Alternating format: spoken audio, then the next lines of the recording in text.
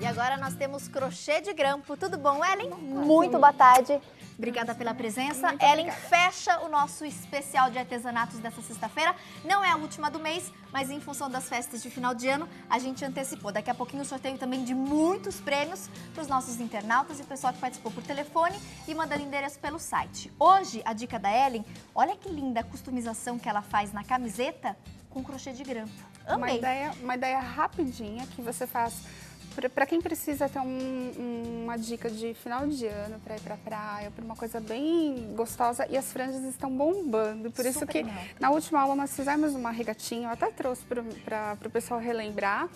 E como fez muito sucesso, eu falei, vou mostrar no outro tear, que é o tear de grampo duplo, um outro jeitinho de fazer, porque no tear que nós fizemos anteriormente, um dos lados fica grande, então ele já não é tão adequado para fazer o que nós fizemos hoje. Quem perder essa aula pode acessar o site, Isso, que tem todo o passo a passo com ela explicando. Já está lá disponível para vocês. E essa daí, além de ela ser rápida, você pode pôr desde contas de madeira, contas de cristal. Eu fiz para o ano novo, mas nada impede de você fazer para a noite. Eu trouxe as dicas na cor preta, então a gente vai mostrar algumas ideias. Começando. Vamos lá. Então, só para o pessoal entender o que eu falei da última aula, nós fizemos nesse tear grandão e trabalhamos a alça sempre de um dos lados aqui. Agora, nós vamos trabalhar no tear duplo em um dos lados também. Só que este tear dá a possibilidade de fazer essas franjas bem longas. Eu vou mostrar aqui uma das amostras. Olha só, essa franja, porque agora virou uma febre de franjas e quanto maior, melhor. Então, aqui, neste tear você consegue fazer uma franja bem grande sem que o tear fique tão cheio de voltas. Então, se você quiser colocar numa saia, num vestido, eu já vi vestidos que as franjas vão do joelho até o pé, então fica super bacana. A linha, a primeira dica, se você for aplicar num tecido de algodão, procure usar uma linha de algodão. Se for aplicado num tecido sintético, aí existem fios de viscose, de poliéster, que são fios com brilho, assim, bem interessantes. Se possível, equilibrar isso. Conforme o tecido de algodão. Isso, porque fica melhor. Até no toque você vai perceber que é melhor. Então, eu estou trabalhando com fio de algodão. As contas vão ficar de acordo com o que a pessoa desejar. Pode ser com brilho, sem brilho. A única coisa, Tati, que quando você for comprar, você tem que lembrar que você está usando um fio um pouquinho mais grosso ou não. O buraco da conta precisa ser o suficiente para você passar a agulha e a conta. Por quê? Nós fazemos o seguinte. Já vou fazer com a conta e o trabalho do crochê. Se você quiser, se você tiver dificuldade, for iniciante, se for assim, não, eu não consigo fazer as duas coisas juntas, nada impede de você colocar o fio na agulha de costura e costurar depois naquele trabalho que eu fiz ali na barra Então eu coloco o fio na ponta da agulha, normalmente como se fosse uma linha de costura mesmo. A conta que eu tenho aqui, ela é um pouquinho maior o buraco. Então, eu vou mostrar aqui para o pessoal de casa que ele é um pouquinho maior, então ele passa aqui tranquilamente.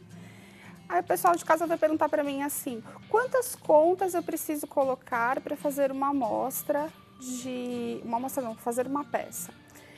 Primeira coisa, faço uma amostra para que essa amostra seja o suficiente para que você calcule quantas contas. Eu costumo colocar uma conta para cada alça. Então, você vai encher o seu fio de contas. Possivelmente, eu já vou dar dica ali eu fiz com 100 alças, então você pode colocar 100 contas. Ah, mas é muita conta para colocar numa vez só. Você pode pôr de 20 em 20. Quando acabar as contas do fio, você corta o fio, põe mais 20, emenda o fio novamente e vai fazendo essas emendas, fazendo o acabamento entre as tiras do crochê de grampo. Então, para começar o trabalho, eu já vou soltar aqui um pouquinho do fio. Outra dica importante, deixe sempre bastante fio solto, porque você usa muito fio. Então, se ele ficar preso no novelo, ele acaba incomodando um pouquinho. Eu vou pôr só um pouquinho agora, porque é só uma amostra, mas coloque uma quantidade maior de contas. No mínimo 20 ou quem puder já coloca 100. Isso, coloca 100. Então, eu passo aqui por dentro, faço aquele trabalho inicial. Esse trabalho, você vai trabalhar com a trava na parte inferior e na superior. Coloca o fio exatamente aqui no centro, com a mão direita eu seguro o tear de grampo aqui, passo por cima e por trás. Minha agulha vai ficar nessa posição aqui no centro e agora eu já vou fazer a primeira franja. Para aquela franja que eu fiz na blusa, eu enrolei 3 vezes. Então, ó, 1, 2, 3. E já deixo uma conta aqui no centro.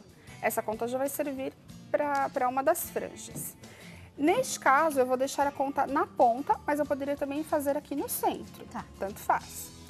E vou trabalhar dois pontos baixos no centro da tira. Então, eu laço lá atrás, faço o primeiro ponto, ó, vou laçar, só ficar um pouco mais posicionado aqui. Laço lá atrás, faço um ponto baixo e trabalho o segundo ponto baixo no mesmo lugar. Então, venho aqui, deixo as contas caírem lá para trás, para elas não me atrapalharem, puxo. Essa minha mão, tá vendo que eu estou segurando aqui no centro, é importante para que na hora que você faça o ponto baixo, esse fio não suba, fica bem mais fácil de trabalhar. Deste lado, como são 2 pontos baixos nesse centro, então você vai fazer o primeiro ponto baixo aqui nesse início da tira da trama do crochê de grampo, puxa, laça lá atrás e trabalha. Vou segurar aqui para ficar mais fácil. Laço. E passo por dentro e faço o segundo ponto baixo. Quando eu for trabalhar o segundo, desculpa, eu fiz o primeiro. O segundo ponto baixo que eu vou fazer, eu vou pegar a primeira perninha que está aqui, laço e faço o ponto baixo normalmente. Agora, eu vou até pedir para o câmera para a gente fazer um jeitinho tático que eu descobri, para que o braço não fique cansando. Olha só o que eu fiz. Eu descobri que se eu apoiar aqui e passar o fio desse jeito, ó, 1, 2, 3 vezes, fica mais fácil. Então, no seu colo, onde você estiver trabalhando, faça isso. Apoia na mesa ou no colo, onde você estiver, no braço do sofá, isso mesmo. É bem mais rápido de fazer. Eu estou dando essa dica porque o pessoal, conforme você começa a fazer, se você for iniciante, às vezes o jeito de segurar o tear fica cansativo. Incomoda. Então, eu vou fazer só mais uma vez para o pessoal de casa entender. Eu fiz o centro aqui, o lado direito é sempre o mesmo, ó. O lado direito é sempre igual, 2 pontinhos. Agora eu vou apoiar na mesa, apoio, puxo as contas para trás, deixo uma das bolinhas aqui, porque eu faço uma sim, uma não. Deixei a bolinha lá com o tear apoiado, eu vou passar as 3 vezes, ó. Então, 1, 2, 3. E aqui eu já tenho, então, a quantidade de alças. Então, deste lado sempre vai ficar um número maior de fios, e daí eu vou trabalhar sempre o ponto baixo. Então, esse é o trabalho do tear, Tati, não tem segredo, é isso que a gente fez. E aqui é o são trabalho 100 alças, só para confirmar? Deste lado, 100 alças. Desse lado menor, aqui você não vai conseguir contar, porque são muitos fios que você são vai as 3 voltas que a gente dá, verdade. Isso, então, exatamente. desse lado aqui eu vou contar 100 alças. 100 alças para esta blusa. Mas essa blusa é tamanho 44.